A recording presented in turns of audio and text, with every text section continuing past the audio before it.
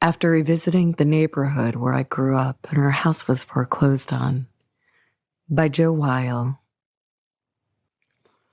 I stood there in the late afternoon sun watching a little kid with a popsicle stick attempt to pry a penny loose from the street.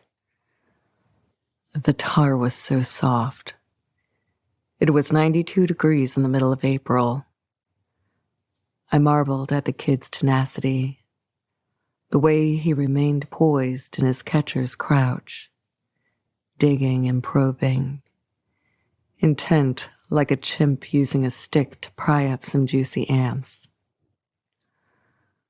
A little girl in a sweater, much too warm for the weather, played hopscotch a few yards away, tossed a black shoe heel onto the 7, hopping, a robin, then turning back, seemingly unaware of the boy until he succeeded.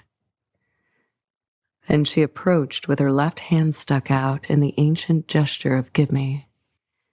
And he did, without hesitation or protest, and she put it in her pocket and skipped away. An old man squatting at ease on his front stoop called to me, "Hey, Red, this ain't the right weather for spring. You ever been to Arizona?" "No, sir," I said. And he said, "Dry heat there. Not this sticky stuff. Dry heat like a kiln." And he said nothing more. The afternoon dozed on. The wild crayon yellow forsythia wilting. The lilacs just about to bloom. The bees premature. When the little girl and boy went in for supper, I took the shoe heel and tossed it for good luck into the dusk, onto the honeyed tar. Then evening came, and I stared at the house we had lost.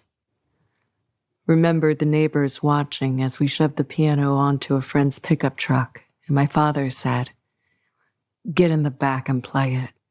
Play it for those nosy bastards." And I played boogie, and the tears burned through my anger.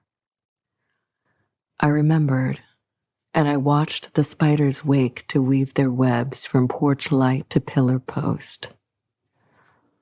Lost in my active witness, I felt the sadness crawl away, and I thought of the boy with his stick, so single-minded, and how far and for what he must dig.